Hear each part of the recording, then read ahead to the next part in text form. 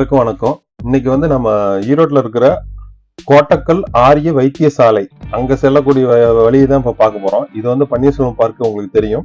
இந்த ரவுண்டானால இருந்து தாலுகா ஆபீஸ் வழியா போகக்கூடிய இந்த பாதையில தான் நம்ம போறோம்.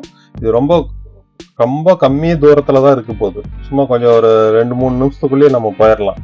நான் அதை கொஞ்சம் மெதுவாகவே காட்டுறேன். உங்க இடத்த நல்லா கொஞ்சம் தாராளமா பார்த்துக்காங்க. ஏன்னா குறுகிய சந்து அப்படிங்கறனால உங்களுக்கு ரோடு கொஞ்சம் பார்த்தா உங்களுக்கு புரியணும் அப்படிங்கிறதுக்கோசம் கொஞ்சம் நான் மெதுவாகவே போறேன். இது தாலுகா ஆபீஸ் முன்பகுதி. இது அதுக்கு அடுத்தது பாத்தீங்கன்னா இங்க ஒரு 4 ரோடு பிரிக்கும். அது பாத்தீங்கன்னா வலது பக்கம் போறது ஆர்சி சர்ச் போற வழி, அந்த கார் பார்க்கிங் இதெல்லாம் இருக்கும். இடது பக்கம் கிருஷ்ணா பட்டன் ஸ்டோர் போற வழி. நாம இதுல நேர்பாதையில நம்ம போலாம். இதுலயும் பாத்தீங்கன்னா 4 ரோடு பிரிக்கும்.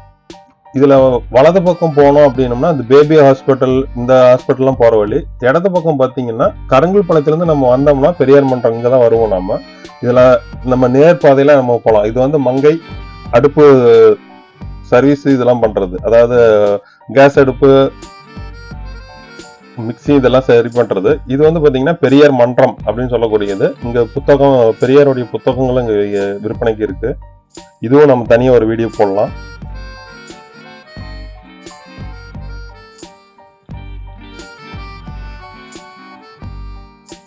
முடிஞ்ச வரைக்கும் நம்ம ஈரோட்ல அனைவரும் கேள்விப்பட்ட விஷயங்கள் நேர்ல போய் பார்க்காத விஷயமா இருக்கணும். அதே மாதிரி தெரிஞ்சுக்க வேண்டிய விஷயங்களும் இருந்துச்சுனாலுமே நம்ம ஒரு சில விஷயங்கள், முக்கியமான விஷயங்கள் எல்லாத்தையுமே நம்ம வீடியோவா எடுத்து போடுறதுக்கு வாய்ப்பு இருக்குன்னு நினைக்கிறேன். ஏன்னா அடுத்தடுத்த வீடியோக்குள்ள ஒவ்வொரு விஷயமும் நம்ம தெரிஞ்சுக்க வேண்டிய விஷயம் தான். ஈரோட்ல நிறைய விஷயங்கள் இருக்கு.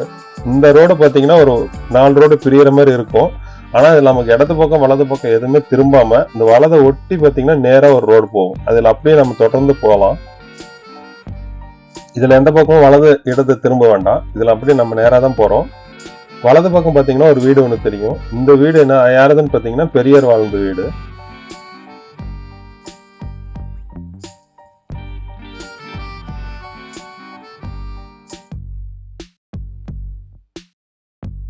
இது கார் போற அளவுக்கு கொஞ்சம் அகலமான பாதை தான் இது. ஆனா உங்களுக்கு கொஞ்சம் வேலையெல்லாம் நடந்துட்டு இருக்கிறதுனால, மண்ணு இதெல்லாம் கொட்டி இருக்கிறதுனாலையும் நிறைய வண்டிகள்லாம் நிக்கிறதுனால நமக்கு கொஞ்சம் ரோடு ரொம்ப குறுகலா நமக்கு தெரியுது. நம்ம இந்த பாதையிலேயே அப்படியே நேராவே போயிட்டு இருக்கலாம். எந்த பக்கம் திரும்ப தேவையில்லை. இதுல அந்த லாஸ்ட்ல பாத்தீங்கன்னா ஒரு ஆட்டோ ஸ்டாண்ட் இருக்கும். அந்த ஆட்டோ ஸ்டாண்ட்ல நம்ம உடனே இடது பக்கம் திரும்ப போறோம்.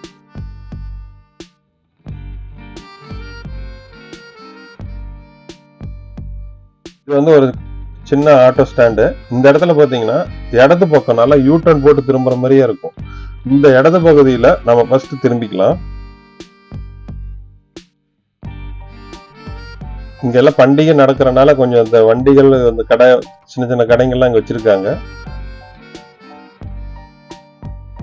இந்த இடத்த நல்லா கவனிச்சுக்காங்க. இடது பக்கம் திரும்பின உடனே முதல்ல வரக்கூடிய சாலை இது பாத்தீங்கன்னா வலது பக்கம் ஒரு சாலை பிரியும்.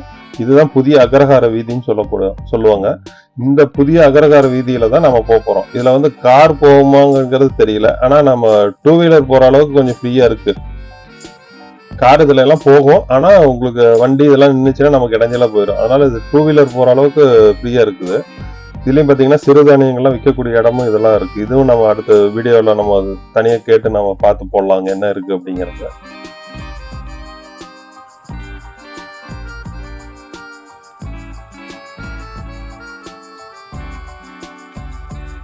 இதுதான் கோட்டக்கல் ஆரிய வைத்தியசாலை. அது சாலான்னு போட்டிருப்பாங்க. அவங்க ஆங்கிலத்துல இருக்கிறத அப்படி தமிழாக்கம் பண்ணி போட்டிருக்காங்க.